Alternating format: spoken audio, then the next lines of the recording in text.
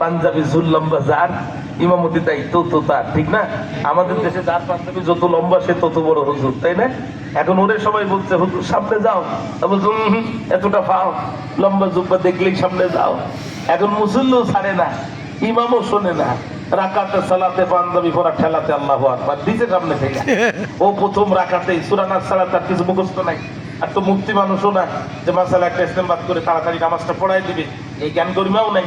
এখন কি করছে, প্রথম রাকাতেই সূরা নাসের টান দিছে। মুসল্লি কয় জুড়াই গেল জান যে মধুর টান, এই না হলে ইমাম, সৌদির ইমাম। ইমাম সাহেব মনে মনে করছে ভাই তোমরা খুশি হচ্ছ ভাই, আমার তো পরের রাকাতে সোজা হয়ে দাঁড়ানোর পুঁজি নাই। কথা বোঝেন নাই? এই কোরআন যাদের কাছে নাই ওরা হচ্ছে সমাজের এক রাকাতের ইমাম। কয় রাকাতের ইমাম? কথা বলে না আপনারা, খুব ঘুম পাচ্ছে আপনাদের। এই কোরআন যাদের কাছে নাই তারা কয় রাকাতের ইমাম?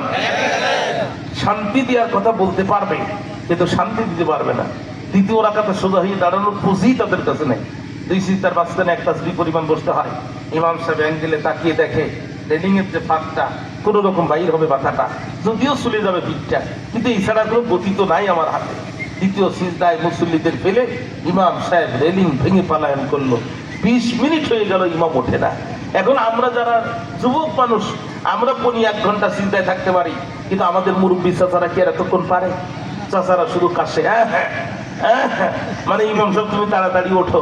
কাশিতে যখন কাজ হয় না তখন এক চাচা বলে ইমাম সাহেব তুমি দ্রুত ওঠো বাপ, আমার উজু যায় ভাব। তারপর ইমাম সাহেব ওঠে না।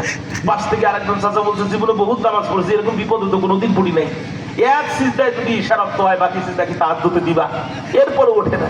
আর এক চাচার পাশে ছোট্ট একটা পিচ্চি ছিল, চাচা পিচ্চিকে ডাক দিয়ে বলছে খোকা, এই খোকা। পিচ্চি বলছে তুমি জানো না নামাজে কথা বলতে নেই? কয় না, তোর উপরে এখনো সালাত ফরজ হয়নি, তুই একটু মাথাটা উঁচু করে দেখতো, মেম্বারের মূল্য না স্ট্রোক করলো।